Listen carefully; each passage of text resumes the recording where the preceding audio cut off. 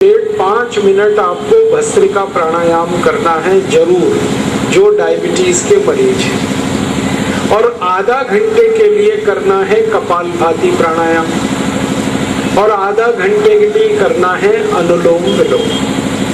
तो 5 मिनट भस्त्रिका, आधा घंटे कपालभाति, आधा घंटे अनुलोम विलोम, ये 3 प्राणायाम हर दिन करने हैं।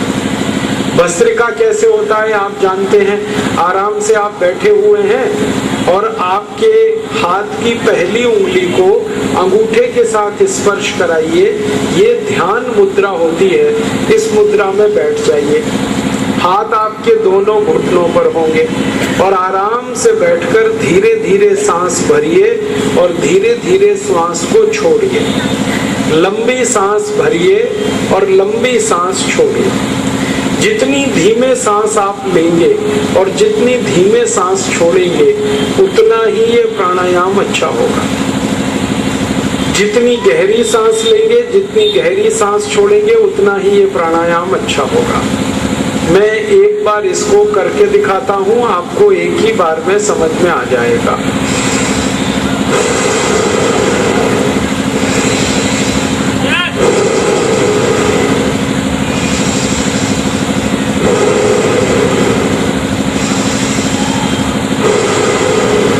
बस सांस लेते रहिए, छोड़ते रहिए और ये 5 मिनट लगातार करना। इसके बाद जो दूसरा प्राणायाम करना है आपको वो है कपालभाति। कपालभाति में क्या होता है, झटके के साथ श्वास को बाहर निकालना, झटके से, फोर्स के साथ। और जब आप श्वास को बाहर निकालेंगे तो आपका पेट अंदर जाना चाहिए।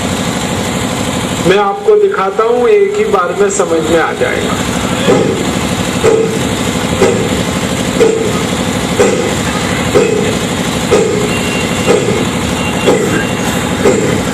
ये है कपालभाति। हर दिन आपको आधा घंटे करना है। तीसरा प्राणायाम है वो है अनुलोम विलोम। अनुलोम विलोम में क्या करना है, दाहिनी नाक जो है ना वो बंद करके बाईं नाक से पूरी सांस निकालनी है और फिर बाईं नाक से सांस भर के उसको दाहिनी नाक से निकालना है। फिर दाहिनी नाक से सांस भर के बाईं से निकालना, फिर बाईं से सांस भर के दाईं नाक से निकालना। बस इसी तरह से आप इसको दोहराते रहें। ये है अनुलोम विलोम। तो आधा घंटे आप अनुलोम विलोम करें, आधा घंटे कपालभाति करें और 5 मिनट करें भस्त्रिका। ये 3 प्राणायाम अगर आप नियमित करेंगे तो आपकी डायबिटीज बिल्कुल ठीक हो जाएगी, गारंटी के साथ ठीक हो जाएगी और लगभग 1.5 से 2 महीने में ही ठीक हो जाएगी। हमने देखा है कि नियमित रूप से हर दिन 1 घंटे जिसने भी प्राणायाम किया, अनुलोम विलोम, कपालभाति और भस्त्रिका, सभी की डायबिटीज 1.5-2 महीने में ही ठीक होती है। कितनी बढ़िया डायबिटीज की ये ठीक करने की प्रक्रिया है, कितना अच्छा ट्रीटमेंट। पैसा कोई खर्च नहीं हो रहा है, शरीर को कोई दुष्परिणाम नहीं हो रहा है। आप रोज अपने घर में ये कर सकते हैं।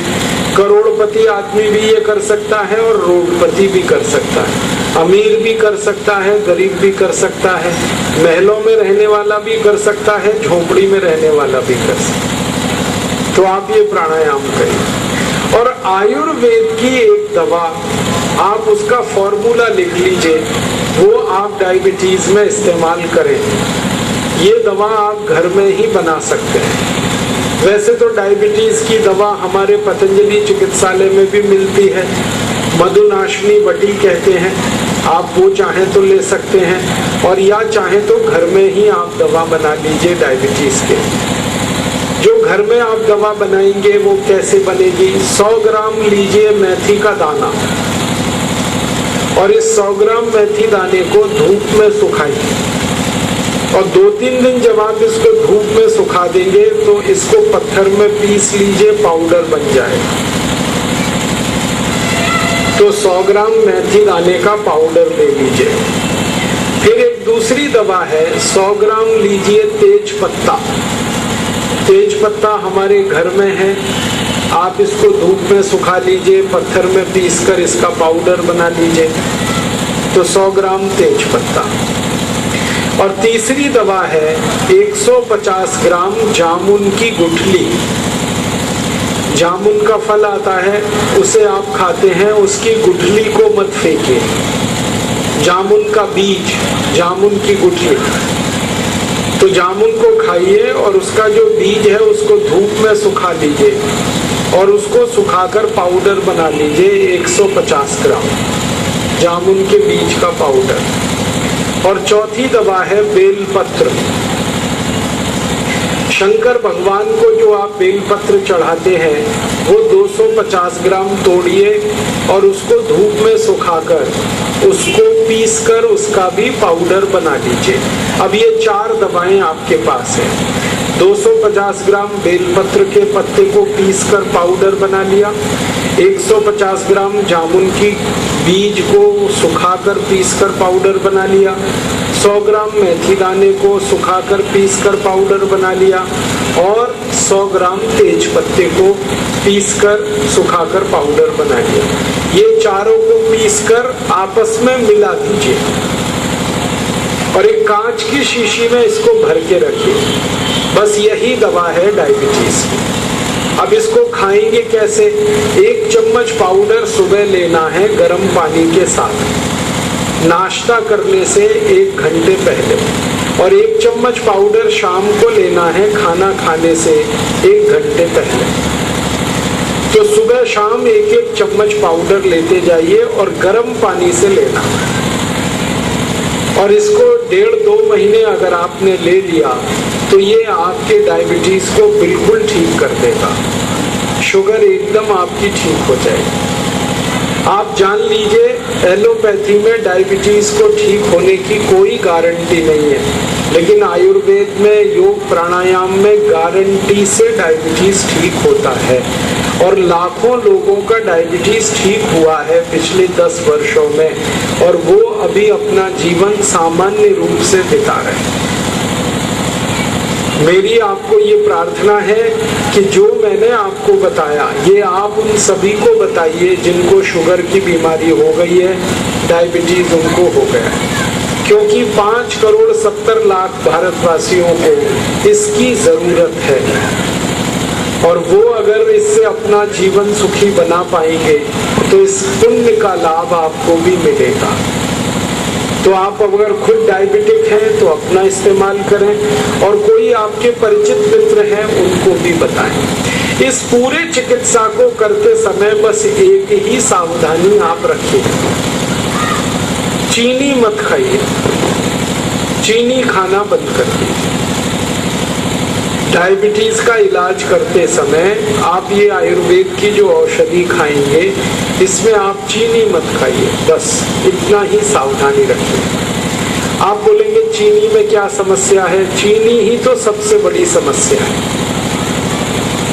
मैं आपको एक पुरानी जानकारी देना चाहता हूँ कि जब से भारत में चीनी आई तभी से ये डायबिटीज आई। आपको मालूम है शुरू कराई थी इसका उत्पादन। अंग्रेजों के पहले भारत में कोई चीनी खाता नहीं था, चीनी कोई बनाता भी नहीं था। हम सब भारतवासी गुड़ खाते थे, बूरा खाते थे, खांड खाते थे, चीनी कोई नहीं खाता था। एक भी दुनिया की अच्छी चीज चीनी में नहीं है। जैसे मैं आपको उदाहरण दूं, हमारे शरीर के लिए काम आने वाले कई तरह के सूक्ष्म पोषक तत्व होते हैं जो हम भोजन के द्वारा प्राप्त करते हैं। चीनी में एक भी सूक्ष्म पोषक तत्व नहीं है, जिनको अंग्रेजी में हम माइक्रो न्यूट्रिएंट्स कहते हैं, मैक्रो न्यूट्रिएंट्स कहते हैं, वो एक भी चीनी में नहीं है। चीनी में कैल्शियम नहीं है, चीनी में आयरन नहीं है, चीनी में पोटेशियम नहीं है, चीनी में सोडियम नहीं है, चीनी में कुछ नहीं है, न मैग्नीशियम है, न मैग्नीज है। एक भी चीज जो शरीर के काम आती है वो चीनी में नहीं है। चीनी में ना प्रोटीन है, चीनी में ना विटामिन है, चीनी में ना कोई मिनरल है, ना उसमें विटामिन है, ना प्रोटीन है, ना मिनरल है, कुछ है ही नहीं उसमें, खाली उसमें मीठापन है और कुछ नहीं। और दुर्भाग्य से चीनी का जो मीठापन है वो आपके शरीर के काम का नहीं है। ये जो चीनी का मीठापन है ना, इसको विज्ञान और तकनीकी की परिभाषा में सुक्रोज कहते हैं। ये जो सुक्रोज है ये शरीर को हजम नहीं हो पाता। तो चीनी जो खाते हैं इसका मीठापन आपके शरीर में हजम नहीं हो पाता। फिर क्या होता है, आप जो चीनी खाते हैं उसका मीठापन आपके खून को गाढ़ा बनाता रहता है, और खून जैसे जैसे गाढ़ा होता जाएगा उसमें कोलेस्ट्रॉल बढ़ता जाता है, और कोलेस्ट्रॉल बढ़ गया तो 103 खतरनाक बीमारियां आपको आएंगी। आपका मोटापा बढ़ेगा, वजन बढ़ेगा, हाई ब्लड प्रेशर हो जाएगा, डायबिटीज शुगर तो होने ही वाली है।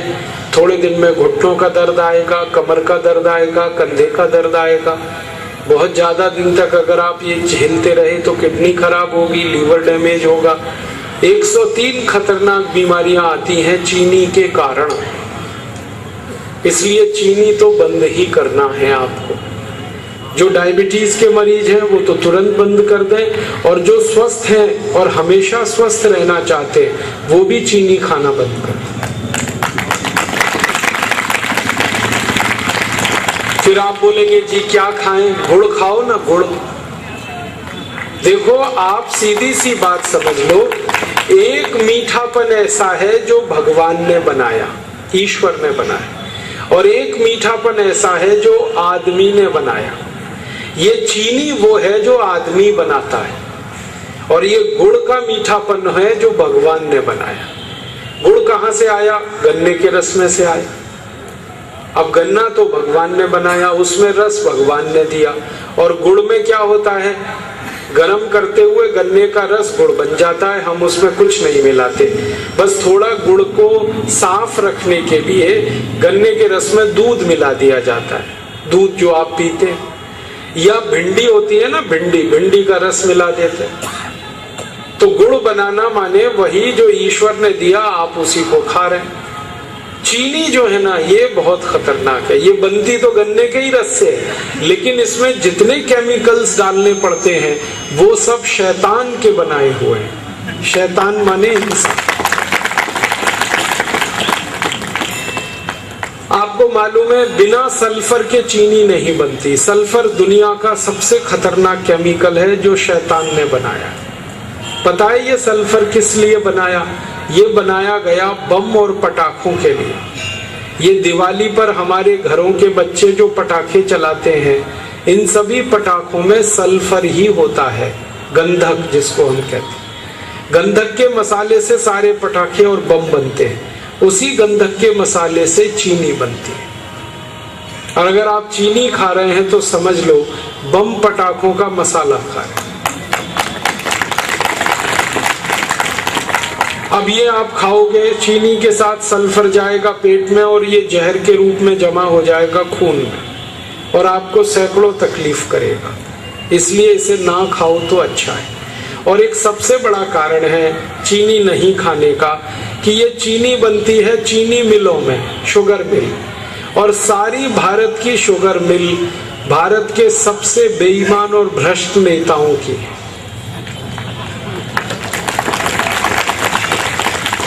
भारत की राजनीति में जो सबसे ज्यादा बेईमान, हरामी और लालची नेता हैं, उन्हीं की चीनी मिलें हैं पूरे देश में।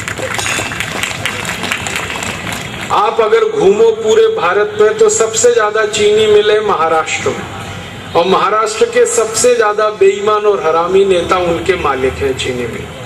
फिर कर्नाटक में, फिर आंध्र प्रदेश में, फिर तमिलनाडु में, उत्तर प्रदेश में सारे बेईमान नेताओं की राजनीति इन्हीं चीनी मिलों से चलती है।